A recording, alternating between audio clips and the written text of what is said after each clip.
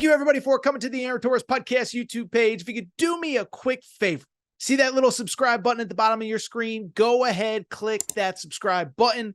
Really does help our channel grow, our audience grow, and I really do appreciate it more than you know. So click that subscribe button. Appreciate your support.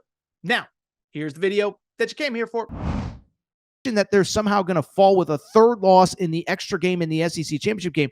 It's not happening, okay? And to take it a step further, the committee actually protected themselves from this. So there were a couple arguments and debates on Tuesday night. One of them was, why did Alabama move up a spot? Notre Dame moves back a spot after Alabama survives the Iron Bowl and Notre Dame beats Stanford like, I forget what the final score was. It was like 56-3 or something like that, okay? And so I bring it up because everyone was freaking out. Why does Alabama move up a spot? And Hunter Yurachek, who I don't think is good, he's the Arkansas AD who's in charge of the committee.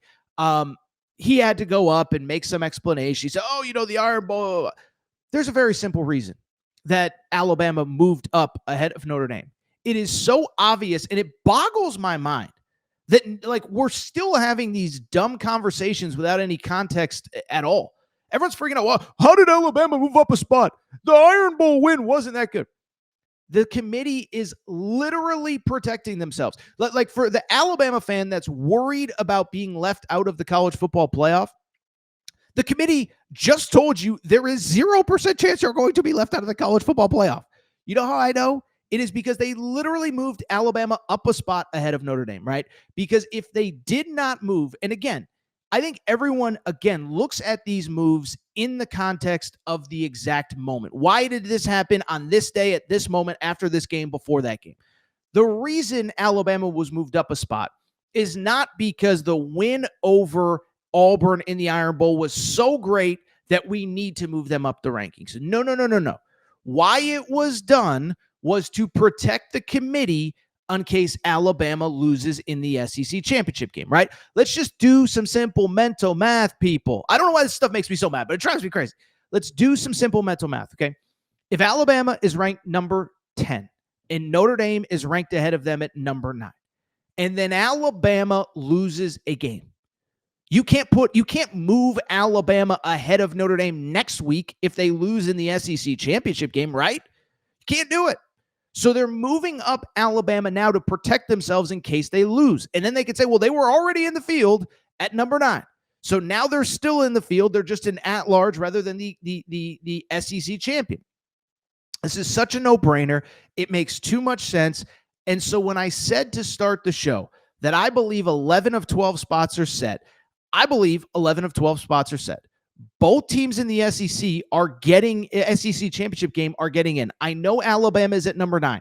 I know there are 3 teams in the SEC ahead of them that are not going to be in Atlanta, Ole Miss, Texas A&M, and Oklahoma. All 3 of those teams are getting in. Doesn't matter if Alabama loses, they're getting in. Georgia is getting in. Oregon and the 2 teams in the Big Ten are getting in as well. What I want to talk about now is the final at-large spot. And again, keep in mind, part of this is because we have 5 conference champions. The ACC's best team is not playing for their conference championship, which throws a total wrinkle into things. And let's talk about the final spot, because I believe the final spot is going to come down to one of 3 teams. And it's those teams right in that 10, 11, 12 range. Okay, so I already explained to you why Notre Dame dropped a spot to number 10. BYU is at number 11. Miami is at number 12. And the big conversation now is Miami beat Notre Dame head-to-head. How can they be 2 spots behind Notre Dame? Same record, head-to-head win. Make it make sense. That was social media. That was social media all night on Tuesday, okay? Before we even get to Miami, Notre Dame, I should mention, and BYU fans, I've said this for 3 weeks, nobody's getting screwed harder than BYU. Okay, let's get that out there, because every metric, BYU actually has a better resume than Notre Dame and Miami, let alone Vanderbilt and Texas, who we'll get into in a second. But BYU is actually getting screwed harder than anybody. BYU, 11-1 overall. Notre Dame and Miami, 10-2 overall. Okay, BYU, their only loss on the road to a top 5 team. Miami, 2 losses to unranked teams, SMU and Louisville. And then, oh, by the way, Notre Dame, they have 2 good losses, but no wins better than what BYU has. BYU has 2 wins over teams currently in the top 20. That is more than Notre Dame has. That is more than Miami has. Oh, by the way, we talked about this a few weeks ago. The strength of record metric that everybody told us was so important a year ago, BYU is ranked ahead of everyone that is on the bubble. They're ranked ahead of Notre Dame. They're ranked ahead of Miami. They're ranked ahead of Texas. They're ranked ahead of Vandy. BYU's getting screwed harder than anybody. As a matter of fact, I didn't even send this to Matt.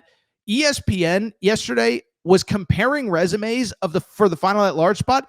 Didn't even include BYU. I mean, the jig is so obvious, it's almost embarrassing, okay? But BYU fans, I hate to say it, I'm fighting the fight. I think Dave Portnoy is fighting the fight. Other than that, where is Brett Yormark? Why is he not fighting this? Because you guys should be ahead of Notre Dame, and you guys should be in position, win or lose, on Saturday to Texas Tech to be in. I don't think that's the case, though. And so let's get back to Notre Dame versus Miami, because this is going to be the big talking point going into Selection Sunday on Sunday, okay? The big talking point is Miami has the head-to-head win. Notre Dame is 2 spots ahead of them. What does it mean, and what is going to happen on Selection Sunday? I'm here to tell you, like I said, the committee, sometimes they do stuff in the heat of the moment, but sometimes they do stuff looking a week, 2, 3, 4 down the road. Sometimes they look at the potential looming issue that will emerge and they nip it in the bud before it's ever an issue. And so to me, teams 9 through 12 are very strategic. Alabama was placed ahead of Notre Dame, so if Alabama loses the SEC championship game, you don't have to jump them over teams. You can just say were already in, okay? Notre Dame, BYU, and Miami. If BYU loses on Saturday, and they're currently a 12.5-point favorite according to Circus Sportsbook, guess what happens? Not great at math, never been on a playoff committee, but BYU is going to drop. Makes sense? Whatever. And guess what's going to happen?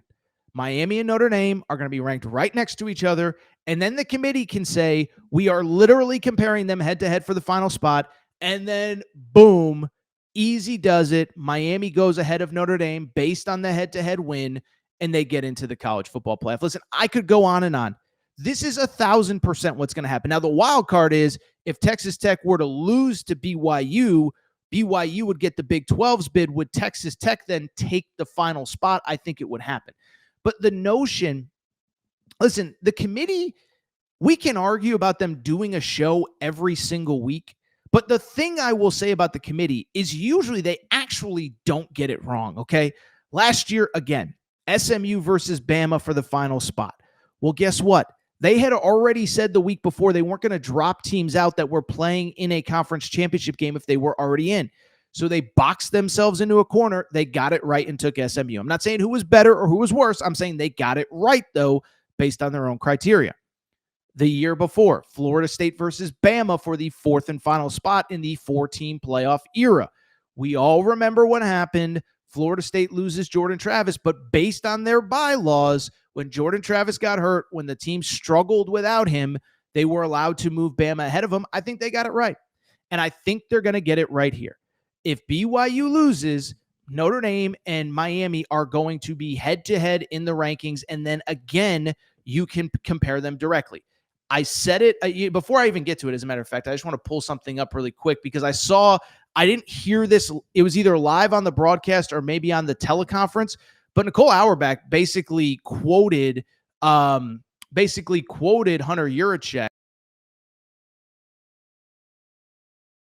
Compare them head to head. Guess what? If we have to compare them, Matt, do we have a mic issue? We good? Everything good? Okay, cool. This mic is driving me crazy. Okay, so let me see here.